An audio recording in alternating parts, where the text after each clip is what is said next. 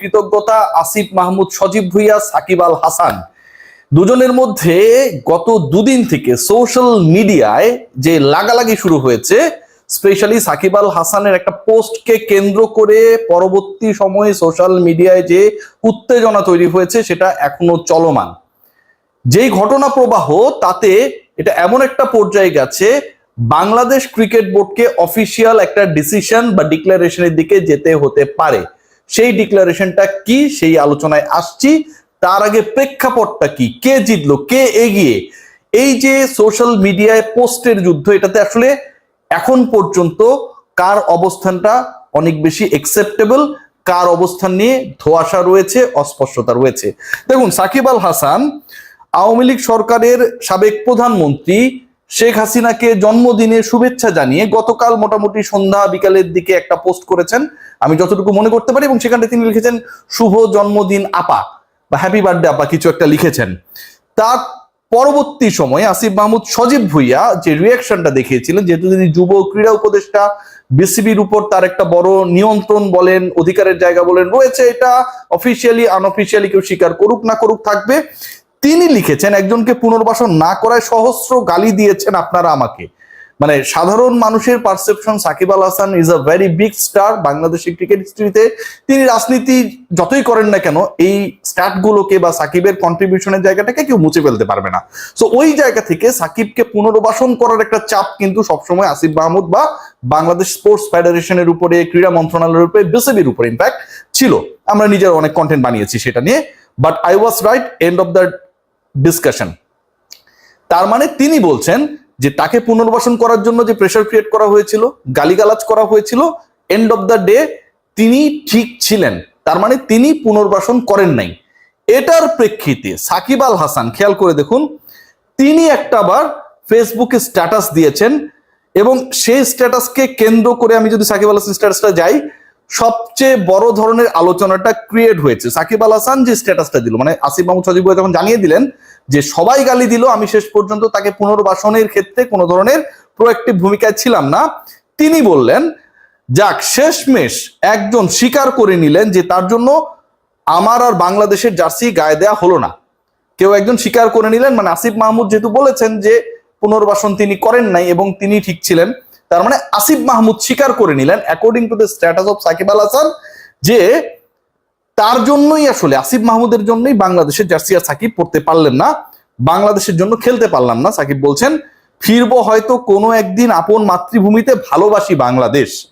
তিনি আবার এই স্ট্যাটাসটা দিলেন, এবং এই স্ট্যাটাস 23 ঘন্টা আগে তিনি দেওয়ার পরে আবারও যদি আমরা যাই, আসিফ মাহমুদ, সজীব ভুঁইয়া তিনি এটার রিয়াকশনে একটা নতুন স্ট্যাটাস দিয়েছেন, এবং সেই স্ট্যাটাসটা নিয়ে আলোচনাটা একটা নতুন মোড় পেয়েছে, যেটা নিয়েই আমি আসলে ডিসকাশনটা করতে চাই। আসিফ মাহমুদ, সজীব ভুঁইয়া বলছেন, তিনি বলছেন যে দেখুন 5 ঘন্টা আগে যে স্ট্যাটাস দিয়েছে, ভাইয়া আমাকে জোর করে নমিনেশন দেওয়া হয়েছিল, আমি শুধু নির্বাচনটাই করেছিলাম, আওয়ামী লীগের দলীয় রাজনীতিতে জড়িত হই নাই। এই যে কথাটা, এই যে বক্তব্যটা, that was a part of a WhatsApp chat, যতটুকু আমি জানতে পেরেছি যে সাকিব আল হাসান আসিফ মাহমুদ, সজীব ভুঁইয়ার কাছে এরকম একটা টেক্সট দিয়েছিলেন, এবং সেখানটায় তিনি লিখেছেন ভাইয়া আমাকে জোর করে নমিনেশন দেওয়া হয়েছিল, মানে আওয়ামী লীগ তাকে জোর করে নমিনেশন দিয়েছিল, যে কারণে তিনি ইলেকশন করেছিলেন, এবং আওয়ামী লীগের দলীয় রাজনীতির সাথে তিনি জড়িত হন নাই। এখন বক্তব্যের জায়গাটা আপনি দেখেন, এইটা হওয়ার পরবর্তী সময় চ্যানেল 24-এ আমরা যদি খেয়াল করি, আসিফ মাহমুদ, সজীব ভুঁইয়া একটা স্টেটমেন্ট দিয়েছেন আজকেই, সেখানটায় লিখেছেন বা বলেছেন বিসিবির প্রতি আমার স্পষ্ট নির্দেশনা থাকবে, বাংলাদেশ ক্রিকেট বোর্ডের প্রতি তার স্পষ্ট নির্দেশনা থাকবে, কাইন্ড অফ অর্ডার, সাকিব যেন আর কখনোই বাংলাদেশ দলে খেলতে না পারেন। এরপরের বক্তব্য যেটা, ইতোপূর্বে এটা আমি বোর্ডকে এভাবে না বললেও এখন বোর্ডের প্রতি আমার স্পষ্ট নির্দেশনা, মানে এর আগে তিনি ক্রিকেট বোর্ডকে ইনফ্লুয়েন্স না করলে এখন সরাসরি তিনি নির্দেশনা দিচ্ছেন সাকিব আল হাসান কখনোই বাংলাদেশ টিমে আর খেলতে পারবেন না। আলোচনাটা কোথায়? আলোচনাটা যে জায়গাটা আমার কাছে মনে হয় যে এখানটায় আসিফ মাহমুদ, সজীব ভুঁইয়া যে বক্তব্য বা যে রিয়াকশনটা দেখিয়েছেন, সাকিব আল হাসান সাবেক আওয়ামী লীগ সরকারের প্রধানমন্ত্রীকে বার্থডে উইশ করার পরে এখন প্রশ্নের জায়গা যেটা, মানে একটু আমি এই ব্যাপারটা নিয়ে আমি আসলে খুব কনফিউজড, এবং আসিফ মাহমুদ, সজীব ভুঁইয়ার সাথে আমার ডেফিনেটলি দেখা হবে, আমি এই প্রশ্নটা করব, যেহেতু আমার জার্নালিস্টিক পয়েন্ট অফ ভিউ থেকে এটা জানার এবং জানানোর একটা সুযোগ রয়েছে যে যেই মানুষটা সাবেক প্রধানমন্ত্রীকে উইশ করছেন, রাইট, সেই মানুষটাই আবার বর্তমান ক্রীড়া উপদেষ্টাকে টেক্সট করছেন যে আমি রাজনীতিতে জড়িত ছিলাম না, জোর করে আমাকে ইলেকশন করিয়েছে। সো এটা কিন্তু ডাবল স্ট্যান্ডার্ড, এটা টোটালি ডাবল স্ট্যান্ডার্ড। এবং এই ডাবল স্ট্যান্ডার্ডে যে ঘটনাটা ঘটছে খেয়াল করে দেখবেন, সেটা কিন্তু সাকিব আল হাসানের দুইটা বক্তব্যের প্রেক্ষাপটে।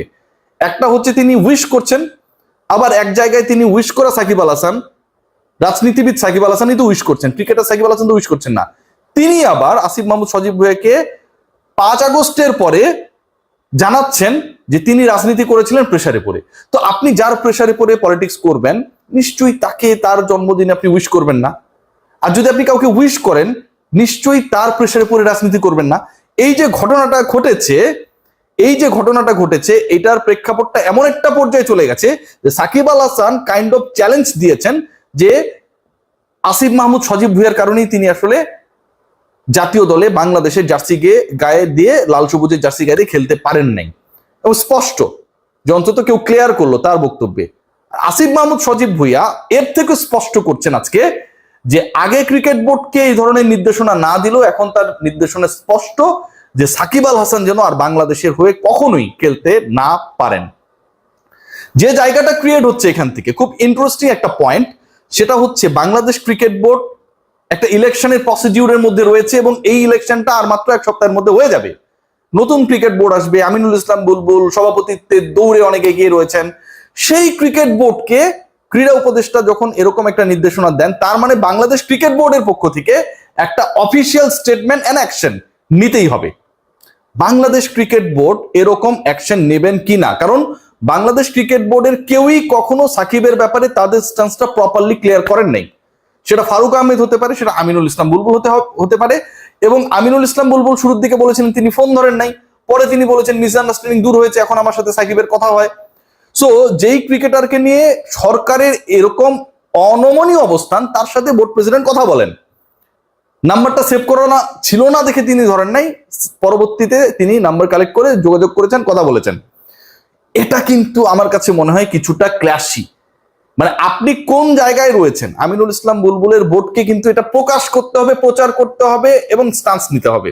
ইদার সাকিবের বিরুদ্ধে তাদেরকে স্টান্স নিতে হবে, অর আগে যেভাবে ছিলেন সেই অবস্থায় থাকতে হবে। বাট সেটা থাকার সুযোগটা আমি খুব বেশি দেখছি না। এখন একটা এমন সিচুয়েশন ক্রিয়েট হয়েছে আমার কাছে মনে হয় যে ইটস লাইক যে আওয়ামী লীগ ভার্সেস এনসিপি বা নিউ বাংলাদেশ না, সাকিব ভার্সেস সরকার একটা পর্যায়ে চলে গেছে। যে সাকিব আল হাসান সাবেক আওয়ামী লীগ সরকারের প্রধানমন্ত্রীকে উইশ করেছেন জন্মদিনে, এবং সেটার প্রেক্ষাপটে এই আলোচনাটা এখনো চলমান। 3 ঘন্টা আগে যে রিপোর্টটা প্রচারিত হয়েছে চ্যানেল 24-এ, সেখানটায় ক্রীড়া উপদেষ্টা নির্দেশনা দিচ্ছেন যে বাংলাদেশ ক্রিকেট বোর্ড যেন সাকিবকে আর কখনো না খেলায়, এরকম একটা প্রপার স্ট্যান্স নেয়। শেষ পর্যন্ত দেখার আসলে কোন দিকে কি যাচ্ছে। বাট ওভারঅল আমার কাছে মনে হয় ইলেকশনের আগে নতুন একটা আলোচনা, এশিয়া কাপের আগে নতুন একটা আলোচনা, সাকিব আল হাসান মানেই সবসময় নতুন আলোচনা। সবাই ভালো থাকবেন।